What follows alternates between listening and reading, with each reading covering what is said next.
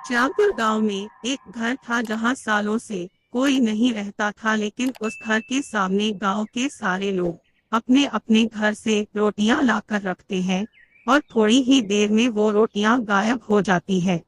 सबको ये पता होता है कि उस घर में जो चुड़ैल है वो रोटियां खाती है, क्योंकि जिस दिन भी उस घर में किसी घर से रोटी नहीं जाती, उस घर में अगले दिन से खाना नहीं बन पाता था और अजीब अजीब सी आवाजें आती है।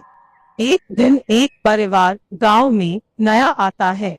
परिवार में एक अम्मा और उनका बेटा मोहन रहता है। मोहन, बाजार से जाकर खाने बनाने का सामान लेकर आ जाओ।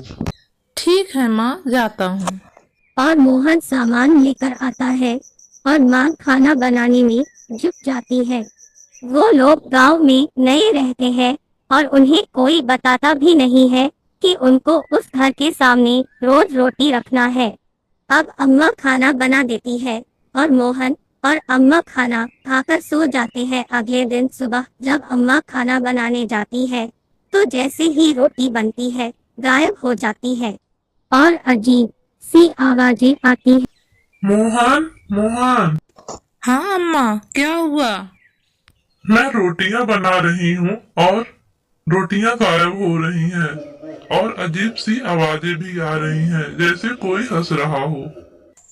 ऐसा कैसे हो सकता है अम्मा? आप ना मेरे सामने रोटी बनाओ, देखते हैं। जैसे ही अम्मा रोटी बनाती है, रोटी गायब हो जाती है और हंसने की आवाज आती है। मोहन भी चौंक जाता है। अम्मा, ये कैसे हो रहा है? कहीं इस घर में कुछ है तो नहीं?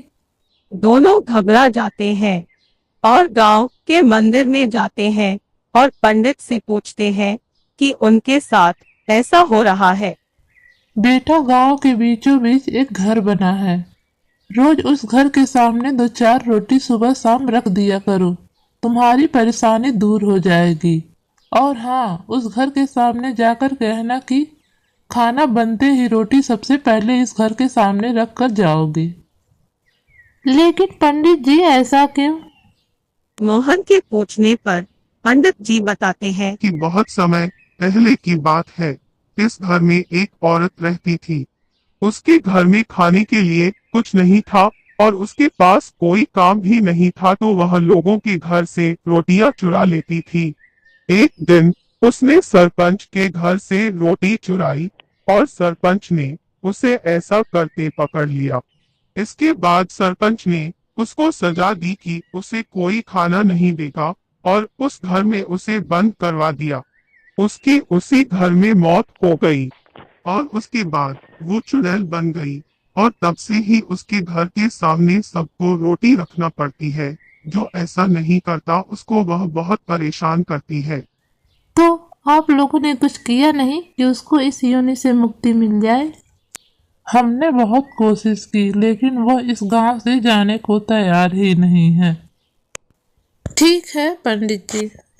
अम्मा को लेकर वहां से घर चला जाता है और पंडित जो कहता है वही मोहन करता है और घर जाकर अम्मा, आज अच्छा खाना बनाओ। पूड़ी, खीर, हलवा और सब्जी। आज कुछ है क्या बेटा?